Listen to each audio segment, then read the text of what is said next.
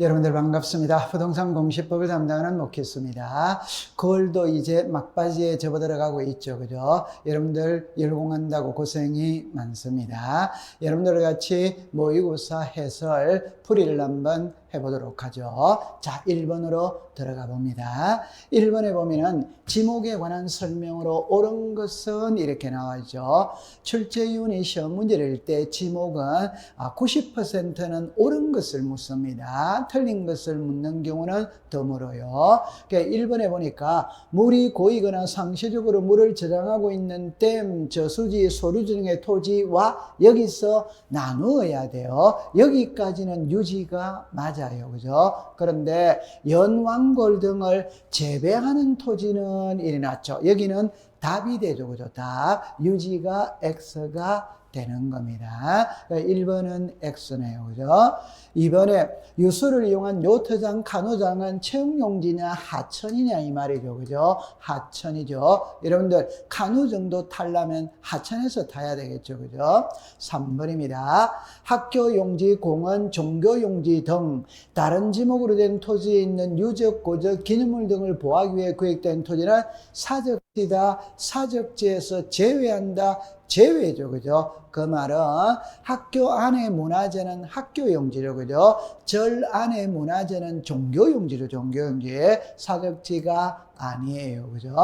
4번에, 자, 묘지 관리를 위한 건축물의 부지는 묘지로 한다. X죠. 그죠? 되죠. 여러분들, 과수원 안에 주거용 건축물, 목장 안에 주거용 건축물, 묘지 안에 관리사무소 있죠. 이는 독자적인 대죠. 그죠? 자, 그럼 5번에 보니까 자동차 등의 판매 목적으로 설치된 물류장 및 야외 전시장은 잡종지로 한다. 5가 되겠네요. 그럼 여기서 정답은 5번이 되는 겁니다. 자, 2번을 볼게요.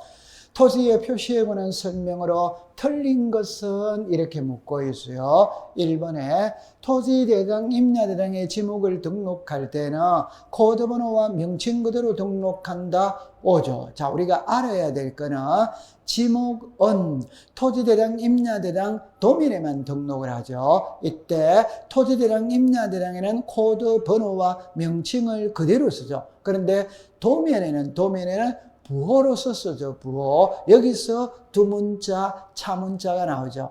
두문자는 24개 암기할 필요가 없죠. 차문자는 4개죠. 그게 주차장, 공장용지, 하천, 유원지입니다. 그럼 여기 디귿, 우리 디귿을 먼저 볼게요. 디귿을.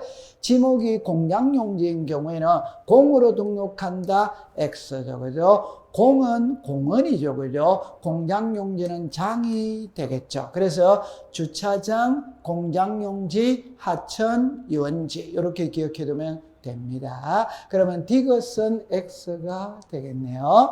니은은 토지의 지상 경계는 뚝이나 담장에 그 밖에 구획의 목표가 될 만한 구조물로 한다. 5죠. 그죠? 여러분들 지상 경계라는 말은 담장입니다. 담장. 논두렁, 밭두렁, 울타리죠. 5가 됩니다. 자, 리을로 갑니다. 지력 소관청은 토지 이동에 따라 지상 경계를 새로 정한 경우에는 경계점 자비등록부 X죠. 그죠? 지상 경계점 등록부죠. 지상 경계를 새로 정한 경우에는 지상 경계점 등록부를 작성 관리한다. 그럼 리얼은 X가 되겠네요. 자, 미음에 보니까 지상 경계의 구역을 형성하는 구조물 등의 소유자가 다른 경우에는 소유권에 따라 지상 경계를 결정한다. 5죠. 그죠? 맞는 지문이 되겠네요. 5번에 보니까 면적은 토지대장 경계점 자비등록부의 등록상이다. X죠. 그죠? 이 면적은 토지대장, 임야대장에만 등록을 하죠. 경계점 자비등록부에는 등록하지 않습니다. 그래서 X는 디귿과 리얼과 비읍이 되겠네요. 디귿과 리얼, 비읍, 그러면 3번이 답이 되는 겁니다. 자, 그럼 3번에 볼게요. 지번의 부여 방법으로 옳은 것은 이렇게 나와 있죠. 1번에 지번을 변경할 때에는 국토교통부 장관의 승인을 득해야 된다. X죠. 그죠? 지번 변경은 시도지사 또는 대도시시장의 승인이죠. 우리가 지적시간에 시도지사의 승인상 세 가지는 꼭 암기를 하고 있어야 되죠. 지번 변경, 축척 변경, 지적 공부, 반출 꼭 기억하고 있어야 돼요. 그러면 1번은 X가 됩니다. 2번에 지번 변경으로 인해 지번을 새로이 부여할 때는 인접 토지의 본분의 부분 X죠. 그죠? 지번 변경으로 인해 지번을 새로이 부여할 때는 지적 확정 청량 실시한 지역의 지번 부여 방법을 준용한다. 이렇게 되어야 되죠. X가 됩니다. 3번에 토지 소유자가 합병 전에 필지에 주거 사무실 등의 건축물이 있어서 그 건축물이 위치한 지번을 합병으로의 지번으로 신청할 때에는 합병 후의 지번으로 부여하여야 한다. O네요. 그죠? O. 그럼 3번은 O가 됩니다. 4번에 보니까 지번부여력의 행정구역 개편으로 인해 다른 지번부에 속하게 된 경우 시도지사는 X죠. 그죠? 지번은 지적소관청이 부여하는 겁니다. 시도지사가 부여하는 게 아니죠. 그죠? 그럼 X가 되겠네요. 5번에 보면은, 자, 지번에 결번이 발생한 때는 지번대장을 기재한다. X죠. 그죠? 결번대장이죠. 그죠? 지번에 결번이 발생했다면 결번대장입니다.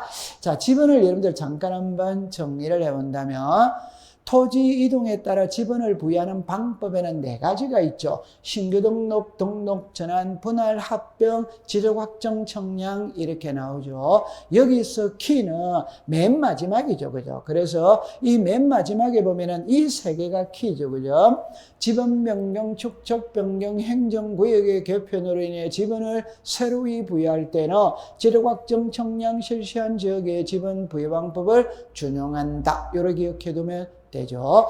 두 번째는 여기에 신규 등록, 등록 전환의 원칙이 있고 예외가 있죠. 이 예외 세 가지를 기억해 두셔야 되죠. 그래서 신규 등록, 등록 전환의 지번을 물었을 때는 지문 속에 이 세 글자 중에 한 개가 들어있는지 안 들어있는지를 찾아내야 되죠. 들어있다면 최종 본번 다음 수문부터 본번으로 답을 하는 것이고 들어있지 않다면 원칙, 인접 토지의 본번의 부분을 부여한다. 그렇게 이해하고 있으면 됩니다. 자, 그 다음에 4번입니다. 지적에 관한 설명으로 옳은 것으로 묶은 것은 이렇게 되어 있죠. 자, 기억해 보면 축척 변경에 관한 사항은 중앙지적위원회의 심의 의결 사항이다. X죠. 그죠? 여러분들, 축척 변경 시행 계획에 관한 사항은 축척 변경 위원회 심의 의결 사항이죠. 중앙지적위원회는 X죠. 자, 작년에 30회 때 중앙지적위원회 심의 의결 사항이 시험에 출제를 했는데, 요 5개는 암기하고 있어야 되죠. 정책개발, 연구개발, 재심사, 양성, 지적기술자, 징계. 그렇게 하세요. 기억은 X입니다. 자, 니은으로 가볼게요. 지적소관청은 분할합병에 따른 토지 표시의 변경에 관한 등기를 할 필요가 있는 경우에 등기를 촉탁하여야 한다. O죠. 자, 여기서 우리는 이해를 할 때 이렇게 이해를 해야 되죠.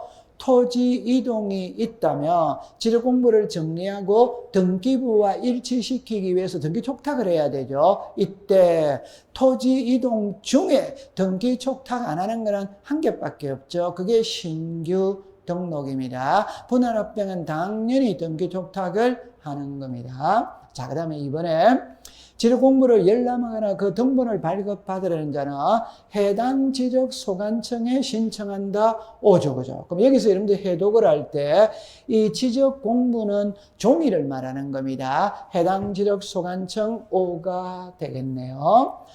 리얼을 볼게요. 신규 등록하는 토지 소유자는 지적소관청이 직접 조사하여 등록한다. O죠. 그죠? 그럼 여기서 조심해야 될 때, 여러분들 우리는 항상 소유자는 등기가 기준입니다. 등기가. 그러나 신규 등록할 때는 등기부 자체가 존재를 하지 않습니다. 그래서 신규 등록할 때 토지 소유자는 지적소관청이 직접 조사해서 등록합니다. 나머지는 신규 등록을 제외한 나머지는 전부 다 등기부를 기준으로 대장을 정리를 하게 되겠죠. 자, 그 다음에 미음에 정보 처리 시스템으로 기록 저장된 지력 공부는 자, 시도리사, 시장군수, 구청장, 읍면동장에게 신청한다 X죠. 여기서 시도리사가 틀렸죠. 그죠? 시도리사가 아니고 특별자치시장이죠. 특별자치시장. 그래서 여기서 정답은 니은, 디귿, 리얼. 그럼 여기서 니은, 디귿, 리얼. 그러면 4번이 되겠네요. 이걸 잠깐 정리를 한번 해볼게요. 여러분들 지적 공부의 열람 발급이나 보존이나 반출이라면은 위 세 개를 먼저 딱 보셔야 돼요. 출제위원이 지적 공부를 묻는지, 정보 처리 시스템으로 기록 저장된 지적 공부를 묻는지, 부동산 종합 공부를 묻는지를 먼저 찾아내고, 자, 지적 공부는 지적 소관청이 지적 서구에 보관을 합니다. 정보 처리 시스템으로 기록 저장된 지적 공부는 시도리사 또는 지적 소관청의 지적 정보 관리 체계에 보존을 하는 겁니다. 부동산 종합 공부는 지적 소관청이 관리를 하죠. 반출은 있죠. 그죠? 여러분들 전쟁 천재집에는 암기할 필요 없죠. 이해만 하면 되죠. 그런데 시도리사 대도시 시장의 승인을 득하면 반출할 수 있다. 이거는 좀 전에 했던 거. 지번 변경, 축척 변경, 지도공부, 반출. 시도리사 또는 대도시 시장의 승인사항이다. 기억하고 있으면 됩니다. 자, 복제가 있죠. 복제. 여러분들 컴퓨터 전산화는 컴퓨터는 아주 편리하고 좋죠. 그러나 바이러스 먹어서 한 방에 날아갈 수도 있죠. 그러니까 복제를 해두는 겁니다. 정보 처리 시스템은 국장이 복제를 하는 것이고, 부동산 종합 공부는 지적 소관청이 복제를 해두는 거예요. 마지막에 열람 발급입니다. 그럼 여기서 지적 공부는 해당 지적 소관청, 정보 처리 시스템은 특별자치장, 요거를 조심해야 돼요. 여기 시도지사가 들어가면 X가 됩니다. 부동산 종합 공부는 지적 소관청, 읍면동장. 자, 요 그림을 암기하고 이해하면은 한 문제를 맞출 수 있습니다. 자, 그 다음에 5번입니다.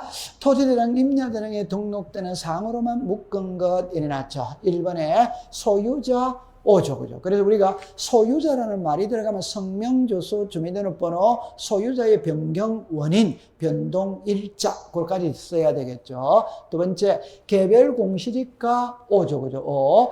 여러분들 조금 이따가 이야기하겠지만 세금을 부과할 때 대장을 보고 세금을 부과합니다. 그러니까 공시지가가 나와야 되겠죠. 그 다음에 경계점의 위치 설명도 X죠. 그죠? 이거는 지상 경계점 등록부에 등록을 하죠. 자, 토지 이동 사유 O죠. 그죠? O. 전유 부분 건물의 표시는 X죠. 전유 부분 건물의 표시는 대지권 등록부에 등록을 하죠. 그러면 기억과 니은과 리얼. 그러면 4번이 정답이 되겠네요. 자, 여러분들 이게 토지 대장, 임야, 대장입니다. 그럼 토지 대장, 임야, 대장에 등록되는 사항은 많아요. 그런데 제가 붉은색으로 해놓은 것만 딱 이해하면 됩니다. 첫 번째, 토지 대장, 임야, 대장이 나오면 항상 세금만 생각을 하세요. 그럼 세금을 부과하기 위해서는 소유자를 알아야 됩니다. 공시지가를 알아야 됩니다. 세금을 부과하기 위해서는 지목을 알아야 되죠. 면적을 알아야 돼요. 그 다음에 특이한 건 요 토지 이동 사유예요. 여러분들 토지 이동의 종류가 신규 등록, 등록 전환, 분할 합병, 지목 변경, 등록 말소, 축척 변경 이런 것들이잖아요. 여기에 신규 등록, 분할, 지목 변경, 합병 이런 게 나오죠. 이게 토지 이동 사유입니다. 그래서 5개만 딱 암기하면 됩니다. 소유자, 지목, 면적, 토지 이동 사유, 공시지가 이렇게 기억해 두시면 돼요. 자, 그럼 6번으로 갑니다. 6번에서 묻고자 하는 거는 토지 표시의 복구 자료가 아닌 것은 이래 물었죠. 법원의 확정 판결서 오죠. 청량 결과도 오죠. 부동산 종합증명서 오죠. 소유자 정리기일서는 X죠. 여러분들 토지의 표시를 묻는데 소유자가 들어갈 수는 없죠. 토지의 표시는 소재, 지분, 지목, 면적, 경계, 좌표입니다. 소유자는 토지의 표시가 아니잖아요. 그럼 정답은 4번이 되겠네요. 여러분들 이거는 시험에 자주 출제를 합니다. 지적 공부에는 토지의 표시와 소유자를 등록을 하는데 지적 공부가 분실이 됐다, 멸실이 됐다, 훼손이 됐다 새로 만들어야 되죠. 이때 토지의 표시는 무엇을 보고 새로 만들고 소유자는 무엇을 보고 새로 만드느냐. 그러면 여러분들 여기에 이 두 개는 그냥 답이 갖춰 그죠. 등기부 보고 만들면 된다. 판결서를 가지고 가면 된다. 그러면 암기를 해야 될 거는 이 네 개입니다. 그 다음에 마지막에 미리 분실될 걸 대비해서 복제 다 해놨어요. 그럼 복제는 자료를 가지고 복구하면 되죠. 그러면 1번, 2번, 7번은 이해만 하면 되는 것이고 요 3번, 4번, 5번, 6번을 신경 써서 이해하면서 암기를 해 두셔야 돼요. 자, 그 다음에 7번입니다. 등록 전환에 관한 설명으로 틀린 것 일어났죠. 자, 등록 전환에 따른 면적을 정할 때 임야대장의 면적과 등록 전환의 면적의 차이가 오차 허용 범위 이내인 경우에는 등록 전환될 면적을 등록 전환 면적으로 결정한다. 5조. 항상 답은 1번을 주로 답으로 만들어요. 그러니까 요 1번을 이 글자에 임야대장에 등록된 면적을 등록 전환 면적으로 결정한다. 이렇게 항상 틀죠. 그죠? 너무 흔하기 때문에 제가 바르게 했었어요. 그러니까 오차 허용 범위 이내일 때는 등록 전환될 면적을 등록 전환 면적으로 결정하고 오차 허용 범위를 초과할 때는 임야대장에 등록된 경계 면적은 지적 소관청이 직권으로 신청사항이 아니죠. 직권으로 정정하면 되죠. 그죠? 1번은 O입니다. 2번에 산지관리법에 따라 개발행위 허가를 받았다면 등록 전환을 신청할 수 있다. 5조. 여러분들 우리가 산지, 우리나라의 토지는 크게 토지대장에 등록하느냐 임야대장에 등록하느냐 이 말이죠. 그러면 임야대장에 등록된 토지라는 말은 산입니다. 산. 그럼 산은 개발행위를 한다. 산을 개발행위를 한다는 말은 건축행위를 한다는 겁니다. 그런데 산에서는 집을 마음대로 지을 수가 없죠. 그러니까 임야대장에서 토지대장으로 바꾸어 놓고 우리가 바꾸어 놓고 건축행위를 하면 되는 거죠. 그게 등록 전환이죠. 자, 5조, 그죠? 3번에 보면은 임야도에 등록된 토지가 사실상 형질 변경되었으나 지목 변경할 수 없는 경우에는 지목 변경 없이 등록 전환을 신청할 수 있다. 5조. 그 다음에 도시군 관리계획선에 따라 토지를 분할할 때는 지목 변경 없이 등록 전환할 수 있다. 자, 1, 2, 3, 4 전부 다 5네요. 그죠? 그럼 5번에 보니까 여기서 틀렸네요. 90일 이내 등록 전환을 신청한다. X죠. 90일이 아니라 60일이죠. 여러분들 토지 이동의 신청에는 날짜가 크게 세 가지가 나오죠. 도시개발사업 신고는 15일, 등록 말소는 90일, 나머지 토지동은 60일이죠. 그래서 신규 등록 전환, 분할합병, 지목 변경은 60일이죠. 60일. 자, 90일이 X가 되겠네요. 그럼 여기서 정답은 5번이 되는 겁니다. 자, 그 다음 8번에 축척 변경 절차에 대한 설명으로 틀린 것 일어났죠. 1번에 보면은 자, 축척에 임야도가 있는 경우 X죠. 그죠? 여러분들 축척 변경은 지적도에서만 일어나죠. 다른 말로 표현해 보면 축척 변경은 작은 축척에서 큰 축척으로 변경하는 게 축척 변경이죠. 이거는 임야도에서는 축척 변경이라는 말이 존재하지 않습니다. 지적도에서만 쓰는 거예요. 우리가 반드시 지적도라고 써야 되는 것은 두 가지가 있어요. 하나는 경계점 자변을보를 비치하는 지역은 임야도에서는 사용하지 않죠. 지적도에서만 사용하죠. 두 번째는 축척 변경은 지적도에서만 사용을 합니다. 임야도에서는 사용하지 않아. 그럼 정답은 바로 1번이 되겠네요. 2번에 보면은 축척 변경을 하기 위해서는 토지 소유자 3분의 2 이상의 동의를 받고 축척 변경위원회 의결을 거치고 시도지사 또는 대도시시장의 승인을 받아야 한다. 되죠? 그럼 승인이 떨어졌다면 시행 공고는 20일 이상 하고 경계점 표지 설치는 30일 이내에 한다. 여러분들 그럴 리는 없겠지만 경계점 표지 설치는 소유자 점유자가 아닙니다. 지적 소관청이 하는 게 아니에요. 소유자가 하는 겁니다. 그 다음에 5번에 보니까 축척 변경 청량의 결과 오차 허용 범위 이내인 경우에는 전의 면적을, 오차 허용 범위를 초과하는 경우에는 후의 면적을 이렇게 기억하면 되죠. 여러분들 오차 허용 범위 이내라는 말은 면적의 정감이 적죠. 그러면 옛날 면적, 즉 전의 면적을 등록을 하고 오차 허용 범위를 초과했다는 것은 면적의 정감이 크죠. 그러면 축척 변경 후의 면적을 결정 면적으로 하는 겁니다. 자, 9번으로 갑니다. 등록상 정정에 관한 설명으로 틀린 것 일어났죠. 1번에 경계 면적의 변경을 가져오는 경우에는 청량을 해야 되겠죠. 그럼 청량을 하면은 등록상 정정 청량 성과들을 첨부한다. 5조. 자, 두 번째.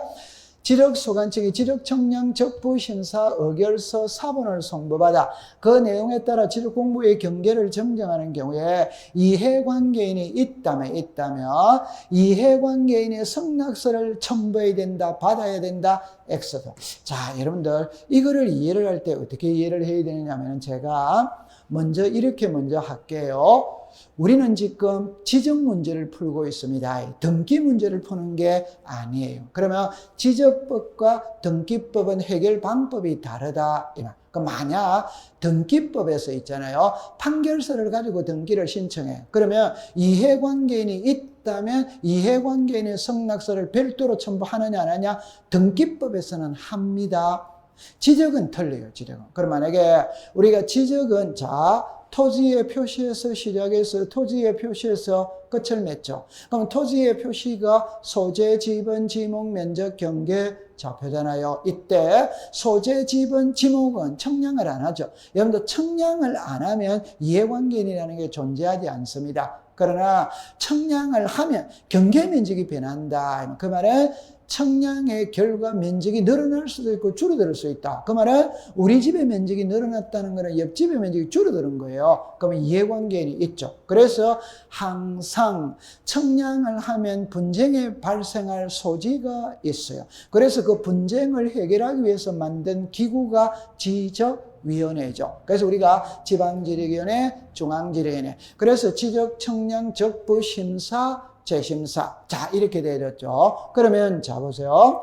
토지 소유자가 청량의 결과 불만족스러워서 그러면 지방지적위원회에다가 지적청량 적부심사를 청구합니다. 심사를 했는데 그게 불만족해서 그러면 중앙지적위원회에 재심사를 청구해요. 그럼 중앙지적위원회에서 재심사 했죠? 했다면 결과를 국토교통부 장관에게 보내야 되겠죠. 그럼 국토교통부 장관은 시도지사에게 보내고 시도지사는 지적소관청에다가 보냅니다. 그러면 이 지적소관청에서는 적부심사, 재심사 결과에 따라 장부를 수정하면 되는 겁니다. 이때 이해관계인이 있다면 이해관계인의 승낙서를 별도로 첨부하느냐 안 하느냐? 안 합니다. 그래서 적부심사, 재심사 의결서를 가지고 장부를 수정할 때는 이해관계인의 승낙서는 필요가 없다. 그렇게 기억해 두세요. 그러면 정답은 2번이 되겠네요. 자, 3번에 토지 소유자는 등록상에 잘못이 있으면 지력소관청에 등록상 정정을 신청할 수 있다. 당연하죠. 5죠. 4번에 토지 이동 정리 기류서의 내용과 다르게 정리된 경우는 직권으로 정정할 수 있다. 5가 되죠. 그죠? 자, 그럼 마지막에 자, 요거는 작년도 기출문제 독자적인 한 문제죠. 그죠? 등록사항을 정정했다면 등록상 정정 대상 토지라고 표시를 하고 요게 붉은색으로 기재를 한다. 그래서 시험에 요렇게 빈칸을 요렇게 해놓고 이 안에 갈로 안에 들어갈 내용을 순서대로 연결한 것은 이게 독자적인 한 문제였어요. 꼭 기억을 해주세요. 자, 그 다음에 이제 10번으로 갑니다. 10번의 문제를 보니까 지적 정리 후 토지 소유자에게 통지 대상이 아닌 것 이래 나와 있죠. 여러분들 지적 공부를 정리를 했다면 소유자에게 내용을 알려줘야 되죠. 자, 그럴 때 답은 이겁니다. 소유자가 내용을 알기 때문에 알리느냐, 모르기 때문에 알리느냐, 모르기 때문에 알립니다. 알고 있으면 알릴 필요는 없어. 그 말은 토지 소유자가 토지 이동을 신청한 것은 내용을 알기 때문에 알릴 필요가 없어. 그러면 1번을 보면은 받으러 된 토지에 대하여 토지 소유자가 등록말소를 신청했잖아요. 그러면 토지 소유자가 그 내용을 알고 있잖아요. 그러면 통지할 필요가 없다. 그럼 답은 바로 1번으로 나오네요. 그럼 여러분들 잠깐 이 그림을 보면 있잖아요. 자, 그림을 보면은 지적 공부에는 토지의 표시와 소유자를 등록을 하죠. 그럼 등록된 토지의 표시가 변하는 게 토지 이동입니다. 그럼 토지 이동이 있다면 토지 이동 정리 기류서를 작성을 하고 그거를 보고 장부를 정리했어. 하고 난 다음에 등기부와 일치시키기 위해서 등기 촉탁을 하고 토지 소유자에게도 변동된 사실을 알려줘야 돼. 지금 여기를 묻고 있는 거예요. 자, 결론입니다. 소유자에게 통지를 한다는 말은 소유자가 내용을 알면 통지를 하지 않습니다. 모르기 때문에. 그러면 여기서 답을 찾으면 돼요. 토지 이동은 신청으로도 하고 직권으로도 하죠. 그러면 신청은 소유자가 한다, 사업시행자가 한다, 대위신청한다 이래 나오잖아요. 그러면 토지 소유자가 한 건 내용을 알기 때문에 통지하지 않습니다. 그러면 사업시행자가 한 거, 대위신청한 거, 직권을 한 거는 통지를 다 해야 되는 거예요. 그럼 여기서 여러분들 보면은 여기 나와 있죠. 지적공부 복구는 직권으로 하죠. 여기에 직권으로 했죠. 여기에 직권으로 했죠. 지번을 변경하는 것도 직권으로 하잖아요. 직권. 그러면 2번, 3번, 4번, 5번은 전부 다 지력소관청이 직권으로 했기 때문에 토지 소유자에게 알려야 되는 겁니다. 그래서 정답은 1번이 되는 거예요. 자, 그 다음에 11번입니다. 지적 기준점 21개를 설치하면서 청량을 할 때 청량기간과 검사기간이 며칠이냐 이렇게 놨죠. 자, 여러분들 이렇게 해볼게요. 청량에는 날짜가 나오죠. 그 날짜가 청량기간은 5일, 검사기간은 4일 법으로 정해져 있습니다. 합의를 했다면 합의한 기간의 4분의 3은 청량기간, 4분의 1은 검사기간 법으로 정해져 있죠. 그럼 세 번째가 지적 기준점을 설치하면서 청량을 할 때 청량 기간은 어떻게 되느냐. 자, 출발은 이렇게 하죠. 청량 기간은 5일, 검사 기간은 4일 됐죠. 그런데 한 개에서부터 15개 이하까지는 4일을 더 준다 이 말입니다. 그런데 15개를 초과할 때는 초과하는 4점, 초과하는 4점이라는 게 하나, 둘, 셋, 네, 여기에 하루를 더 준다. 이 말. 그 말은 조심할 때 16개는 1개 초과했죠. 하루 줍니다. 17개 2개 초과했죠. 그 말은 1개를 초과하든 2개를 초과하든 3개를 초과하든 4개를 초과하든 요 4개까지 하루를 더 주는 거예요. 그러면 여기서 또 4개까지 또 하루를 더해가면 되는 겁니다. 그러면 여기서 묻는 거는 21개를 묻고 있으니까 5일 합치니까 9일 합치니까 10일, 그럼 11일이 되겠죠. 그럼 요거는 합치니까 10일이 되겠죠. 그렇게 정리를 하면 되죠. 그래서 여기서 정답은 3번이 되겠네요. 자, 그 다음에 12번으로 갑니다.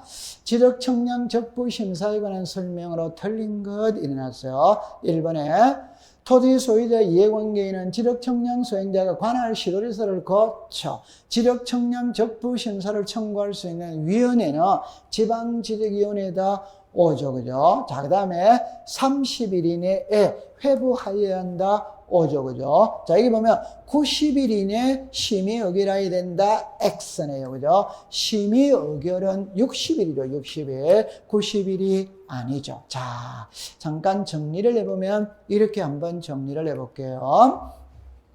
여러분들 지적청량 적부 심사와 재심사는 절차가 동일합니다. 똑같습니다. 단지 지방지적위원회나 중앙지적위원회나 그 차이가 나타날 뿐이지 절차는 똑같아요. 그럼 처음에 청구는 누가 하느냐? 토지 소유자 이해관계인 지적청량 수행자가 관할 시도지사를 거쳐 지방지적위원회에다가 청구를 하죠. 그러면 청구서는 시도지사에게 갑니다. 그럼 시도지사는 청구서를 받았다면 30일 이내에 지방지적위원회를 회부 보내면 됩니다.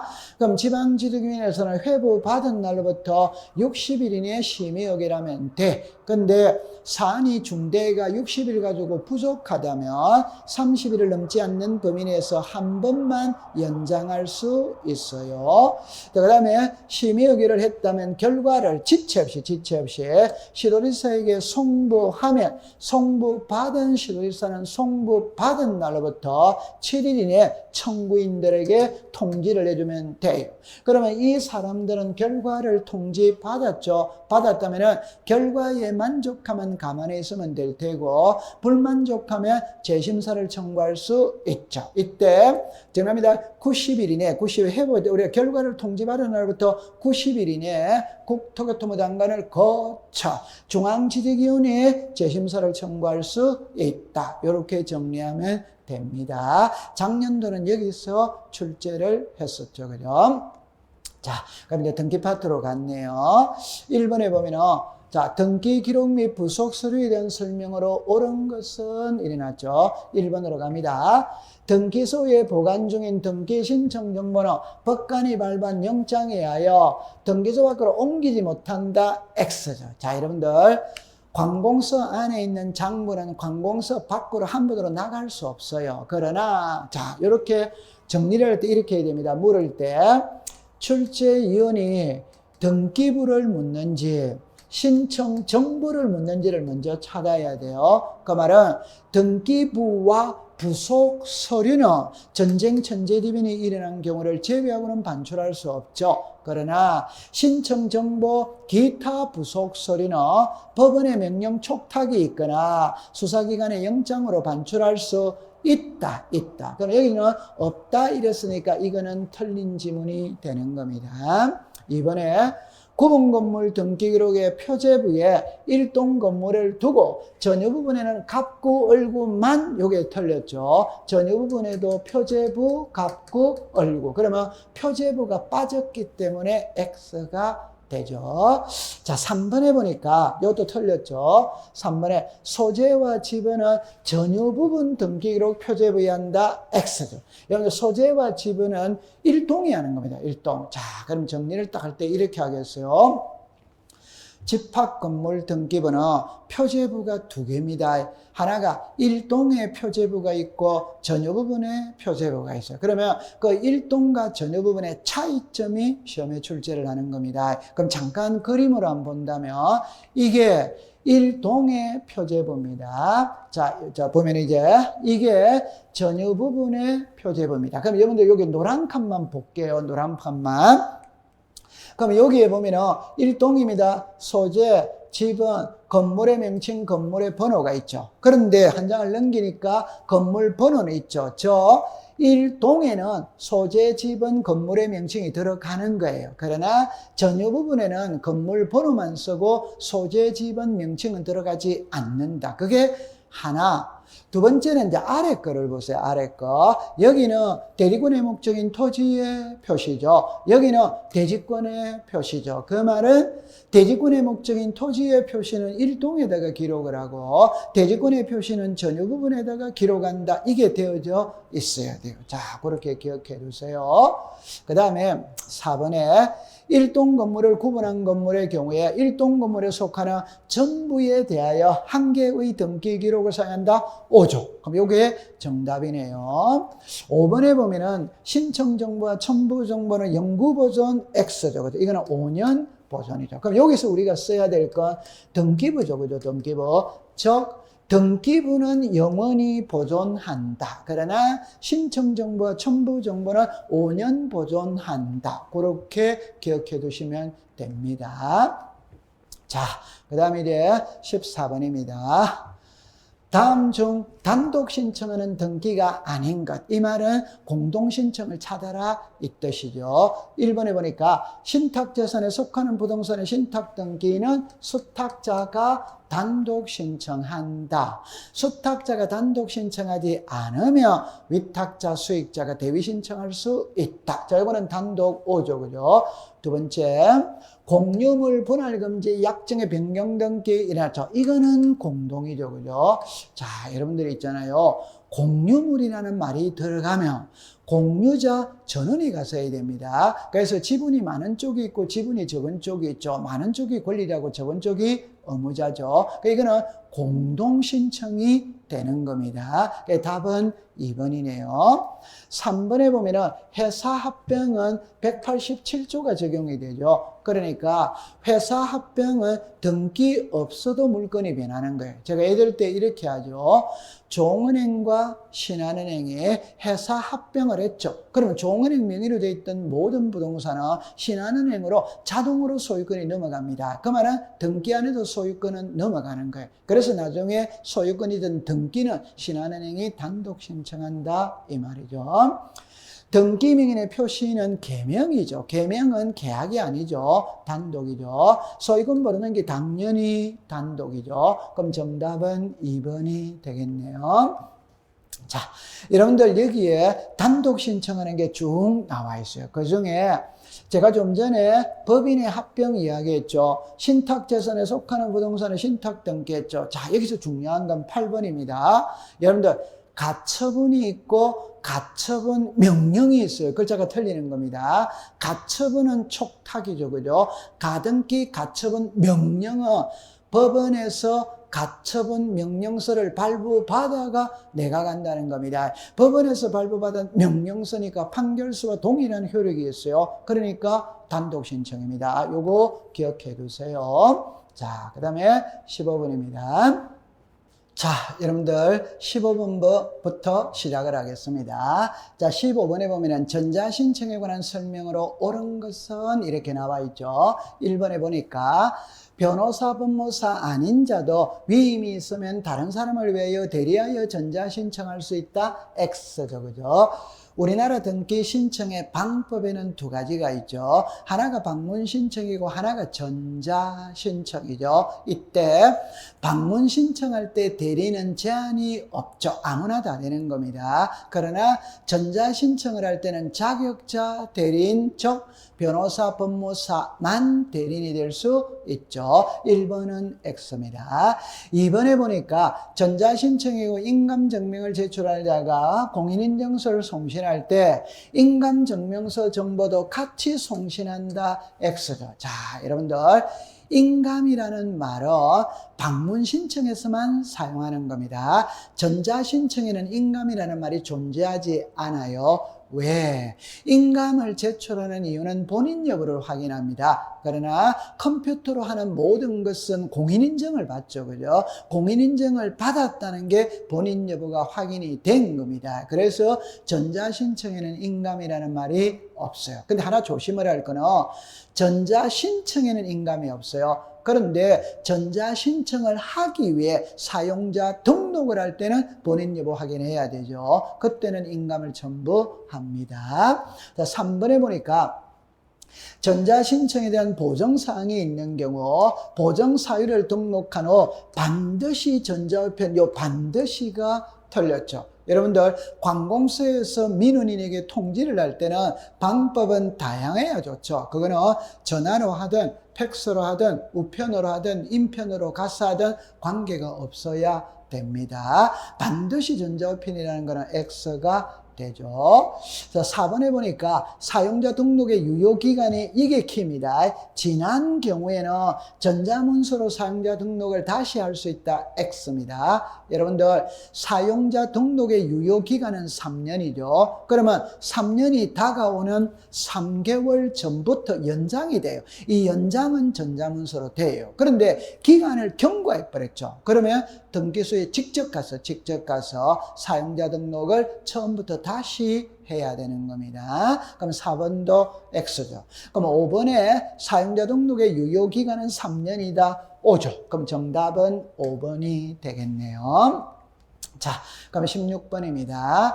인감증명에 관한 설명으로 틀린 것 일어났죠. 1번에 인감증명은 발행일부터 3월 5죠. 자, 두 번째, 소유권의 등기명인이 등기무자로서 등기를 신청할 때 등기무자의 인감을 첨부한다. 5죠. 여러분들 이 지문이 가장 중요한 거죠. 인감증명은 등기 의무자가 제출한다면 X입니다. 앞에 소유자가 붙어야 됩니다. 소유자가 등기 의무자. 자, 그 다음에 3번에 전세권 말소 등기를 신청할 때 전세권자의 인감을 제출한다. X죠. 자, 그러면 답은 3번이네요. 이게 무슨 말이냐면은, 자, 보세요. 우리 공시법 시간에 인감증명을 제출하는 경우는 이렇게 나와요. 이 중에 응용이 가능한 건 1번입니다. 나머지는 응용이 될 수가 없어. 그럼 제가 좀 전에 말했을 때 인감은 의무자가 제출한다면 안 됩니다. 앞에 요 글자가 들어가야 돼요. 소유권의 등기 명의인 이, 소유권의 등기 명의인 이가 우리말로 말하면 소유자입니다. 소유자. 그럼 이 그림으로 만약에 본다면, 자, 보세요. 이 부동산의 소유자가 갑입니다. 소유자가 갑입니다. 갑이 을에게 전세를 줬어요. 그러면 이 전세권 설정 등기할 때 소유자가 갑이죠. 의무자가 갑이죠. 그럼 갑은 인감을 첨부해야 돼요. 그런데 전세 기간이 끝났어. 끝났다면은 이 전세를 말소하잖아요. 그 말소하니까, 전세를 말소하니까 이 사람이 의무자가 되잖아요. 의무자. 그러면 소유자는 누굽니까? 갑. 전세권 말소를 할 때 의무자는 누굽니까? 을. 그러니까 을은 의무자는 맞죠. 근데 을은 소유자가 아니잖아요. 그럼 인감을 제출하지 않습니다. 갑이 을에게 전세를 줘도 소유권은 변하지 않습니다. 여전히 소유자는 갑입니다. 갑. 그래서 말소를 할 때 의무자는 을입니다. 을. 을은 의무자는 의무자지만 소유자가 아니에요. 그럼 인감을 제출하지 않는 거죠. 그래서 정답은 3번이 되겠네요. 4번에 보니까 멸실 등기는 단독 신청이죠. 단독 신청은 의무자 자체가 존재를 하지 않죠. 그럼 인감을 제출하지 않습니다. 5조. 그 다음에 소유권에 관한 가등기 명인이 가등기를 말소할 때 가등기 명인의 인감증명을 첨부한다. 5가 되죠. 그래서 16번의 정답은 3번이 되는 겁니다. 자, 그 다음에 이제 17번으로 가볼게요. 등기 절차에 관한 설명으로 옳은 것 일어났어요. 1번에 저당권 설정 청구권을 보존하기 위하여 가처분 등기가 된 후 가처분 등기 이후에 마쳐진 제3자 명의의 등기는 단독으로 말소를 신청할 수 없다. 5조. 자, 여러분들 이 말이죠. 저당권은 모든 권리와 양립이 되죠. 양립이 되니까 말소할 수 없다. 그러면 기억은 5가 되겠네요. 2번으로 니은으로 갑니다. 부동산 표시 변경 등기는 부기 등기 X죠. 여러분들 부동산 표시 변경 등기는 표제부에 하죠. 표제부에는 부기등기 자체가 존재하지 않습니다. 주등기죠, 주등기. 그러면 니은은 X입니다.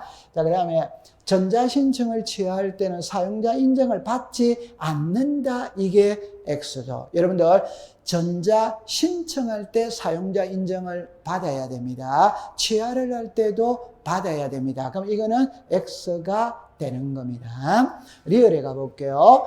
등기관의 부당한 처분이나 이의신청은 등기소에 이의신청서를 제출하는 방법을 한다. 5조. 자, 여러분들 이렇게 정리를 하면 되죠. 이의신청은은 지방법원에다가죠. 이의신청서는 등기소에다가 제출을 합니다. 그래서 기업과 리얼은 현재 옵니다. 자, 미음에 보면은 토지거래 허가명의 토지를 매매하였으나 그 후 허가구역 지정이 해제되었다면 다시 허가구역으로 지정되더라도 허가서를 첨부할 필요가 없다. 5조, 그죠, 5조. 자, 여러분들, 이렇게 한번 이해를 해볼게요. 계약을 체결할 때 허가구역, 자, 계약을 체결할 때 허가구역이었어. 그러면 도중에 허가구역 지정이 해제가 됐어. 그런데 나중에 등기를 신청할 때 허가구역으로 지정이 다시 되어버리는 거라. 그럼 허가서 제출하냐? 안 합니다. 전부 다 O였을 때 제출을 합니다. 그 말은 법률 행위를 할 때도 허가구역이었고 등기를 신청할 때도 허가구역이었고 전부 다 O였을 때 허가서를 첨부합니다. 도중에 한 번이라도 X가 되면 허가서는 첨부하지 않습니다. 그럼 여기서 기업과 리얼과 미음이네요. 기업과 리얼 미음하니까 4번이 정답이 되겠네요. 자, 18번입니다. 소유권 이전 등기에 관한 성명으로 틀린 것 1이 났죠. 1번으로 갑니다. 공유자 1인이 지분 포기를 소유할 때 공유 지분권을 포기한 공유자가 단독 X죠. 자, 제가 좀 전에도 앞에도 이런 표현이 나왔죠. 공유물 분할 금지 약정의 변경 등기는 공동신청 이렇게 나왔죠. 항상 공유물이 나오면 공유자 전원이가 써야 됩니다. 이거 공동신청입니다. 단독하면 X가 되는 거예요. 그럼 정답은 바로 1번이 되겠네요. 2번에 보니까 갑 소유 토지에 대하여 갑과 을이 가장 매매에 하여 을 앞으로 소유권 이전 등기가 된 후에 선의의 병 앞으로 저당권 설정 등기가 된 후 갑과 을은 진정명의 회복을 원인으로 하는 소유권 이전 등기를 신청할 수 있다. 5죠, 그죠? 그럼 3번으로 갑니다.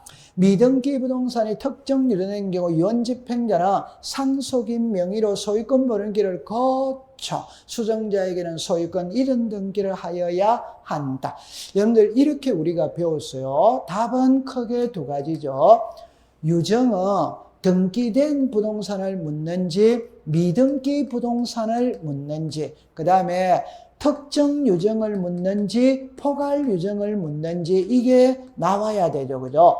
그럼 결론이 뭐냐 이러면 유정은 상속 등기를 거치고 가느냐 안 거치고 가느냐 이게 키죠. 그죠? 그러면 이미 등기가 돼 있다면 포괄이든 특정이든 상속 등기를 거치지 않습니다. 수정자 명의로 바로 소유권 이전을 하죠. 그러나 미등기 부동산이 있잖아요. 이거 특정 유정은 지금 이 지문이죠. 특정 유정은 상속인 명의로 소유권 보존을 한 다음 수정자에게 소유권 이전을 하죠. 그죠? 그러나 포괄 유정은 여러분들 포괄 유정은 187이죠. 유정자가 사망하면 포괄 수정자는 이미 소유권을 취득한 겁니다. 왜? 포괄 유정은 등기 없어도 물건이 변하니까. 그러니까 포괄 유정은 포괄 수정자 명의로 바로 소유권 보존 길을 하죠. 정리를 다시 하면 미등기 부동산 특정 유정은 상속인 명의로 보존 등기를 한 후 수정자에게 소유권 이전 등기를 하고 미등기 부동산 포괄 유정의 경우는 포괄 수정자 명의로 소유권 보존 등기를 한다. 그래 기억해 두면 되죠. 그 다음에 4번에 유정의 효력의 발생 시기는 유언자가 사망한 때 5조. 여러분들 유정은 유언장이죠. 유언장은 죽어야 효력이 있습니다. 그러니까 사망한 때가 되죠. 그죠?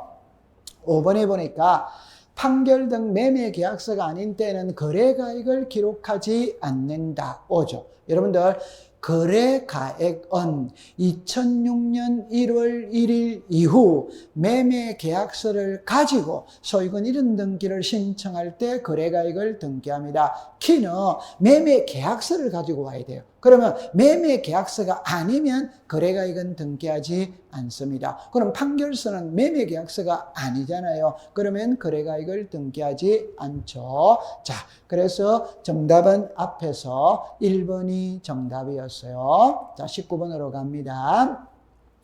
공동소유에 관한 설명으로 옳은 것 일어났죠. 자, 보세요. 공유 지분의 저당권을 설정할 수 없다. X죠. 그죠? 지분에는 저당권을 설정할 수 있죠. 두 번째, 자기 지분만의 소유권 보존등기를 할 수 있다. X죠. 그죠? 지분에 대한 보존등기는 안 되죠. 그죠? 세 번째, 그죠? 지분에 전세권을 설정할 수 있다. X죠. 그죠? 여러분들, 용익권에는 있잖아요. 지분의 용익권을 설정할 수는 없죠. 용익권은 부동산을 사용 수익하는 권리이지 지분을 사용 수익하는 권리가 아니죠. 따라서 지분에는 용익권을 설정할 수 없다. 자, 그 다음에 합유 등기에는 합유 지분을 표시하지 않는다. 오네요. 공유 지분은 표시하지만 합유 지분은 표시하지 않잖아요. 그러면 정답은 4번이 되겠네요. 5번에 보니까 합유자 중 1인이 다른 합유자 전원의 동의를 얻어 자신의 지분을 제3자에게 처분하는 경우 지분 이전 등기를 한다. X죠. 여러분들 합유 지분은 등기부에 표시를 하지 않죠. 표시를 하지 않으니까 이전을 할 수가 없어. 그럼 이걸 정리를 해보면은 키는 딱 세 가지만 딱 기억하면 됩니다. 첫 번째, 공유는 지분을 표시해. 그럼 전부 다 O입니다. 지분을 매매할 수 있다. 지분에 감유 들어올 수 있다. 지분의 저당권이 되는 거예요. 그런데 합유는 지분을 표시 안 해. 안 하니까 전부 다 X가 됩니다. 그 다음에 공유는 있잖아요. 지분을 매매할 수 있어요. 그러면 소유권 이전 등기를 하는 겁니다. 그런데 합유는 합유자가 10명이다. 1명이 사망했다. 9명이 됐죠. 그럼 지분이 변했죠. 그러나 지분을 표시하지 않기 때문에 이전 등기가 안 돼요. 그럼 여기는 변경 등기를 해야 된다. 그 다음에 공유물이라는 말이 딱 나오면 공동신청입니다. 단독신청이 아니에요. 그걸 기억해 두세요. 자, 그럼 20번입니다. 저당권에 관한 설명으로 옳은 것 일어났죠. 자, 일정한 금액을 목적으로 하지 않은 채권을 담보하기 위한 저당권은 불가능하다. X죠. 여러분들 백미, 쌀 한 가마를 담보로 제공할 수도 있다. 그러니까 일정한 금액을 목적으로 하는 채권을 담보하기 위한 저당권도 할 수 있다. 이때 채권의 평가액을 기록하여야 한다. 그런 지문이 나오죠. 2번입니다. 채무자와 저당권 설정자가 동일한 경우에는 채무자의 표시를 생략하여도 된다. X죠. 여러분들 채무자는 필요적 기대죠. 그죠? 생략할 수가 없어. 세 번째 갑니다. 저당권의 이전 등기를 신청하는 경우에 저당권의 채권과 같이 이전한다는 뜻을 기록해야 한다. O죠. 여러분들 저당권과 비담보 채권은 분리 처분할 수 없죠. 같이 다닌다면. 그러면 이거는 O가 되겠네요. 그럼 정답은 3번이네요. 그죠? 4번에 보니까 공동담보 목록은 등기 신청인이 작성한다. X죠. 그죠? 공동담보 목록은 부동산이 5개 이상일 때 등기관이 작성을 하죠. 신청인이 작성하는 게 아니죠. 그죠? 5번에 보니까 일필의 토지 특정 일부, 우리가 흔히 말하는 일필지 일부에 저당권을 설정할 수 있다가 틀렸죠. 그죠? 저당권은 부동산 일부에는 안 되죠. 부동산 전부에만 되는 겁니다. 그래서 여기에 정답은 3번이 되는 겁니다. 자, 그러면 21번입니다. 말소 등기에 관한 설명으로 틀린 거죠. 그러면 사망으로 권리가 소멸했다는 약정이 있었을 때 단독으로 신청할 수 있다. O죠. 여러분들 의무자가 사망했다, 권리자가 사망했다, 어느 일방이 사망했다는 겁니다. 그럼 사망을 증명하는 서류를 첨부해서 단독으로 신청할 수 있다. 두 번째, 등기 의무자가 소재 불명의 경우 공시 최고 절차를 거쳐 재권 판결을 받으며 단독으로 신청할 수 있다. O죠. 그죠? 자, 그 다음에 3번에 등기에 말소를 신청하는 경우에 그 말소에 대하여 등기상 이해관계인 있는 제3자의 승낙이 있는 경우 제3자 명의의 등기는 채권으로 말소한다. 5조. 요게 가장 전형적인 예가 주등기를 말소를 하면 부기등기 권리자는 이해관계인이죠. 따라서 주등기를 말소할 때는 부기등기 권리자의 승낙서가 들어가야 말소를 할 수 있습니다. 그럼 승낙서를 첨부했어. 그럼 주등기가 말소가 되었죠. 그럼 부기등기는 자동으로 소멸해버리죠. 이 부기등기는 등기관이 직권으로 말소한다. 이걸 예쁘게 말하면 말소 등기 시 등기상 이해관계인의 승낙서를 첨부한 경우 그 제3자 명의의 등기는 직권으로 말소한다. 이렇게 법조문이 되어 있죠. 5조, 그죠? 그러면 4번에 자, 각하사유 1호 2호죠. 여러분들 각하사유 1호 2호는 당연무효 직권말소 이의신청이죠. 그러면 당연히 무효이기 때문에 등기관이 직권으로 말소했어요. 직권으로 말소했다면 결과를 알려줘야 되죠. 그게 통지하여야 한다. 5가 되겠네요. 그럼 5번을 보니까 환매와의 권리 취득의 등기를 하였을 때는 이게 환매권 행사죠. 그죠? 그럼 환매권을 행사하면 환매특약은 당사자 신청이 틀렸죠. 그죠? 직권 말소. 저 환매권을 행사하면 환매특약은 직권 말소, 불행사하면 공동 말소죠. 그러면 정답은 5번이 되겠네요. 자, 그 다음에 여러분들 여기서 22번입니다.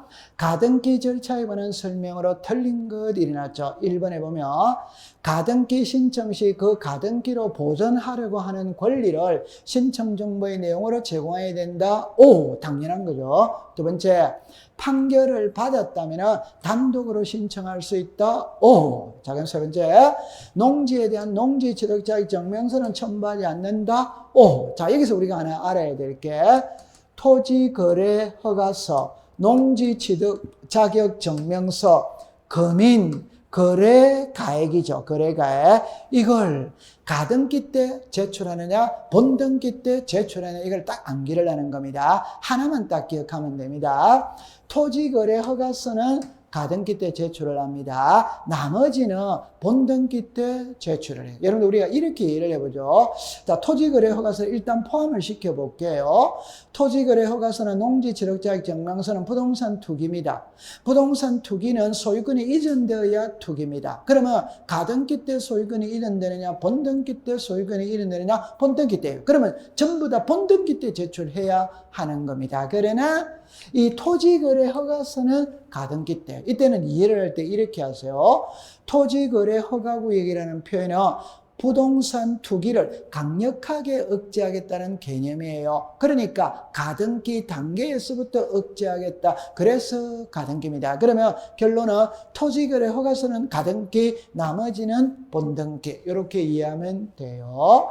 그 다음에 4번에 정지조건부 청구권 보존을 위해서 가등기 할 수 있다. 5죠. 그죠? 자, 그럼 5번에 보니까 갑의 A 부동산에 가등기가 있으면 갑은 그 부동산을 처분할 수 없다가 X죠. 여러분들 가등기된 부동산 얼마든지 매매할 수 있죠. 그러면 처분할 수 있다가 되어야 됩니다. 그러면 정답은 5번이 되겠네요. 자, 그 다음에 23번입니다. 가처분 등기에 관한 설명으로 틀린 것 일어났죠. 1번에 보니까 처분금지 가처분 등기가 되어 있는 부동산에 소유권이든 지상권 설정할 수 있다. 오, 여러분들 가등기된 부동산 매매됩니다. 가처분된 부동산 매매됩니다. 자, 두 번째, 부동산에 대한 처분금지 가처분 등기의 금전 채권을 X가 되죠. 여러분 제가 수업 시간에 항상 하는 게 가압류와 가처분의 차이는 한 글자입니다. 돈이라면 가압류, 돈 이외하면 가처분이. 그럼 이걸 학문적으로 말하면 금전채권하면 가압류, 금전채권을 제외하면 가처분입니다. 그럼 이걸 그림으로 여러분들이 잠깐 한번 본다면, 자 보세요. 이 부동산의 소유자가 갑이에요. 갑하고 을하고 매매를 했는데 갑이 매매 대금을 받고 등기를 안 넘겨주는 거라. 그러니까 을이 소송을 겁니다. 그럼 여기서 피보존 권리라는 것은 을이 소송을 걸었죠. 왜 소송을 걸었느냐? 소유권 이전 등기해달라고 소송을 걸었죠. 그럼 이 소유권 이전 등기 청구권이 피보존 권리입니다. 그러면 가처분 등기할 때에는 피보존 권리와 금지사항을 기록하여야 한다. O. 피보존 권리로서 청구 금액을 기록해야 한다면 X가 됩니다. 가처분에서는 청구 금액이 들어가면 안 되는 거예요. 그래서 여기에 정답은 2번이 되겠네요.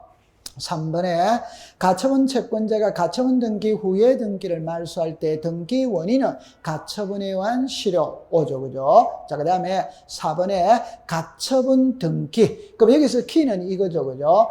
가처분 등기는 직권 말소, 가처분 이후의 등기는 단독 말소. 이렇게 기억하면 되죠. 5번에 등기관이 가처분 등기 이후의 등기를 말소하였을 때는 지체 없이 그 사실을 통지 알려줘야 한다. 이렇게 정리를 하면 됩니다. 자, 그 다음에 24번이네요. 집합 건물에 관한 설명으로 틀린 것이 났죠. 1번으로 갑니다. 구분 건물의 대지권의 변경이 있는 경우 대위하여 변경 등기를 신청할 수 있다. 여러분들 이렇게 꼭 기억을 하세요. 집합 건물은 표제부를 배우느냐 갑구 얼굴을 배우느냐 표제부를 배웁니다. 갑구 얼굴은 개인 거예요. 그런데 집합 건물이라는 말 자체가 공공의 성격을 갖고 있죠. 공동의 성격을 갖고 있죠. 그러니까 표제부를 공부하는 거예요. 그러면 표제부의 변동사항은 주민이 전체가 가서 해야 돼요. 그러나 현실적으로 주민이 전체가 가서 하기가 어렵잖아요. 그럼 대표자 혼자가 가서 대위 신청해 줄 수 있어요. 두 번째는 표제부죠. 표제부에는 이해관계인이 존재하지 않습니다. 이해관계인이 존재하지 않기 때문에 대위 신청해 줘도 되는 거예요. 그래서 항상 집합 건물이 나오면 표제부고, 표제부는 대표자가 대위 신청해 줄 수 있다. 그렇게 기억하면 돼요. 두 번째, 구분 건물을 신축하여 양도한 자가 그 건물의 대지 사용권을 나중에 취득하여 이전하기로 약정한 경우 구분 건물의 소유민과 공동으로 대지 사용권 이전 등기를 신청할 수 없다가 틀렸죠. 있다. 자, 제가 여러분들 수업할 때 이런 표현을 잘 써줘, 그죠? 자, 보세요. 집합 건물은 토지 따로 건물 따로 분리처분이 할 수 없어요. 자, 여기서 키는 분리처분할 수 없는데 언제부터 분리처분할 수 없느냐? 그거는 대지권 등기를 하면은 분리처분이 안 됩니다. 그러면 대지권 등기하기 전에는 분리처분이 된다 이 말이에요. 그러면 이 문구가 뭐냐 이러면 구분 건물을 신축하여 양도한 자가 그 건물의 대지 사용권을 나중에 취득하여 이전하기로 약속을 했잖아요. 그 말은 건설회사가 건물만 소유권을 넘기고 토지에 대한 대지 사용권을 나중에 이전하기로 약속할 수 있냐? 있다 이 말입니다. 그러면 나중에 대지 사용권 이전 등기를 신청할 수 있다. 없다가 X가 되는 거예요. 그러면 정답은 2번이 되는 겁니다. 3번에 구분 건물이 될 수 있는 객관적 요건을 갖춘 경우에는 구분 건물로 등기해도 되고 하나의 일반 건물로 등기해도 되고 자유죠. 그래서 할 수 있다. 시험에 낼 때 하여야 한다면 X, 할 수 있다면 O가 되는 거죠. 4번에 보니까 집합 건물의 전유 부분에 대한 소유권을 취득하며 공용 부분은 별도 등기 없어도 소유권을 취득한다. O죠. 그죠? 자, 그럼 이제 5번으로 갑니다.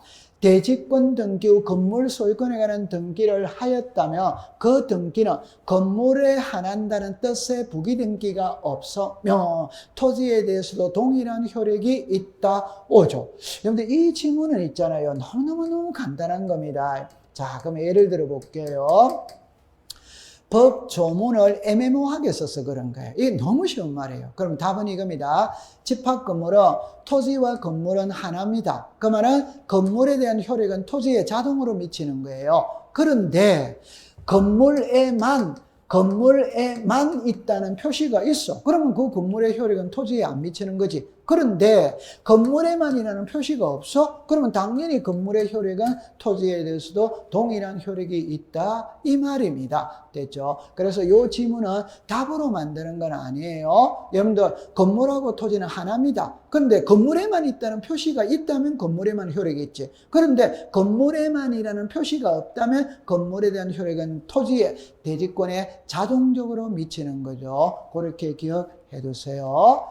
자, 그래서 여러분들하고 모의고사 문제를 풀어봤습니다. 지금부터는 여러분들이 있잖아요. 공부는 문제 위주의 공부가 되어야 됩니다. 그래서 문제를 풀면서 출제위원이 묻고자 하는 게 뭔지를 빨리빨리 캐치를 해야 되는 겁니다. 여러분들 문제를 자주 풀다 보면 있잖아요. 그게 눈에 보여요. 눈에 보여요. 그런데 우리가 배우는 부동산 등기법은 절차법이잖아요. 절차법은 답이 명확합니다. 명확합니다. 여러분들 제가 수업 시간에 공법과 사법은 다르다고 그랬죠. 그러면 사법은 막말로 말하면 내 팔기 싫으면 안 팔면 됩니다. 사기 싫으면 안 사면 됩니다. 그러나 우리가 배우는 부동산 공시법은 공법이잖아요. 공법은 개인과 국가와의 관계입니다. 개인과 국가와의 관계는 OX밖에 없어요. 인감증명을 제출한다, 안 한다. 예를 들어서 지분의 저당권을 설정할 수 있다, 없다. 이렇게 OX밖에 없는 거예요. 그래서 문장을 자주 익숙시켜 가면 됩니다. 결론, 합격의 지름길은 반복학습입니다. 반복. 여러분들 합격자 모임날 반갑게 만나길 바랍니다. 고생했습니다.